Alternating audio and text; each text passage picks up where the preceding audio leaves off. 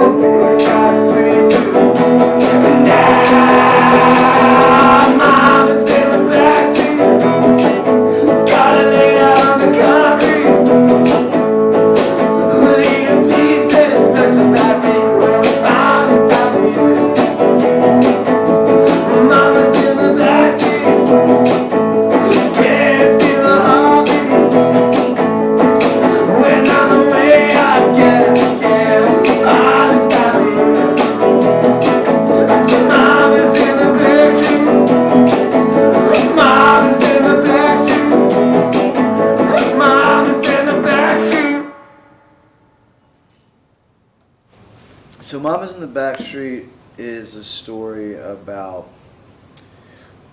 the opium crisis in our country, and not just what it does to the drug addict, but to the families involved, because it puts an extra weight on everybody's shoulders, and the whole family carries it and suffers in their own way.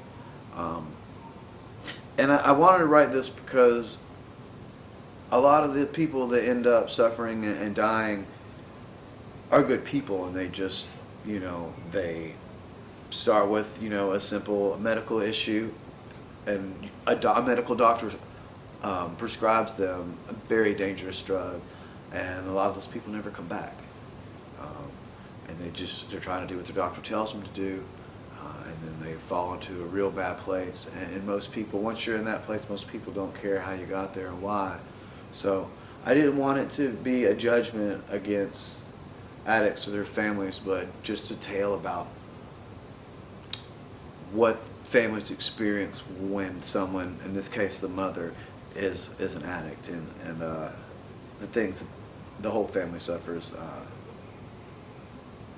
And so that's kind of was my concept for the song. So this is the first On to Lose album that I've engineered since the Keith Crispin On to Lose album.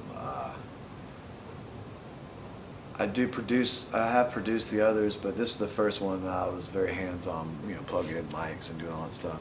I had a lot of help from Britt Nolan in the beginning, and then even more help from Charles Allison and a lot of sage advice from him. So I absolutely couldn't have made this record without Charles's input. But it's different to be both the person performing and doing the recording. So I had a whole lot on my plate, but I had a lot of good musicians jump in and be a part of it. And so in the end, I'm really happy with it, and it didn't destroy me like I thought it would doing it all. There are times when it's really tricky to try to in your head think of like the right brain. Got to plug all the stuff in, and the mechanics and the science of the sounds, and then in your left brain you're like, I got to give the best performance, but you're just, in your headphones you're still listening to the engineering that you're doing. So it was a whole lot of work like that, which is not usually how I like to do it, and it was a little bit extra strain, but in the end, I made it. We did it. So I grew up with the old school analog. I could do any of that for you immediately. And I've produced albums on Pro Tools, so I've stood over someone's shoulder and watched them do different things. So I kind of had an idea, but the biggest problem is when something goes wrong, and then what? That's where Charles came in, and he did a lot of then what worked for me. He kind of saved me several times when we got to parts that I couldn't really, things went wrong, and Charles would help me take a back step, and so that's kind of that was the hardest part, is trying to figure out why the computer was mad at me or whatever. It's weird. Albums are like kids, you just, once you kind of get your mind around it, it's hard to just let it go. And when we lost the other group and the original concept for the album, I just kept looking at all the notes I had, and I couldn't walk away. Like I had to do this before I could move on with my life as an artist. I'm glad I did, because once we kind of got it rolling, I was able to start writing again and see a future. But for months, I sort of stared at this paper and said, man, I really feel this, and I felt like I lost it, and so it was a real uphill battle to get it back after having so many plans and having so much work done and just not knowing if you could finish it. So but I'm glad we did. Like it's definitely it's like a burden lifted, but it's also now that it's done, I'm just glad that we did some good work, and I can't wait for people to hear it.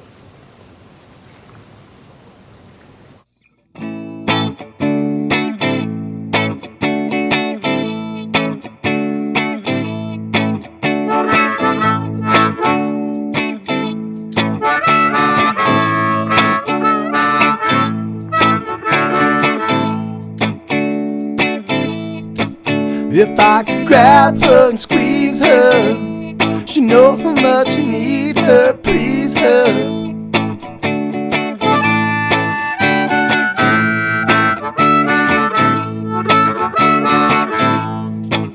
If I could grab her and hold her tight, Never let her spend another lonely night. I got to get her back again, to get her back to holding me. If I could look her in the face, I'd tell her what a waste it is to keep this place without her. I'm all about her.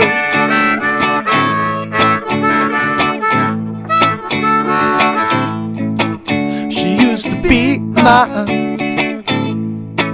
She used to always find a way to make me shine.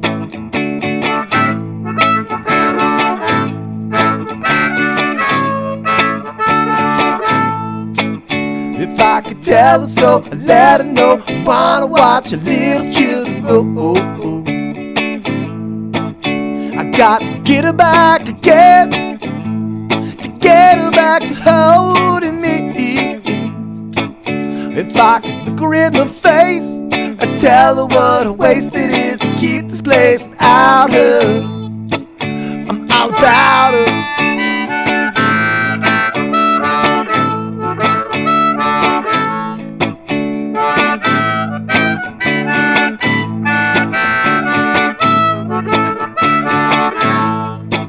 If I could grab her and squeeze her, she know how much I need her, please her. She used to be mine. She used to always find a way to make me shine. I got to get her back again, to get her back to holding me. If I could look her in the face, I'd tell her what a waste it is to keep this place without her. I'm all about her. Can't live without her. I'm all about her. Can't live without her.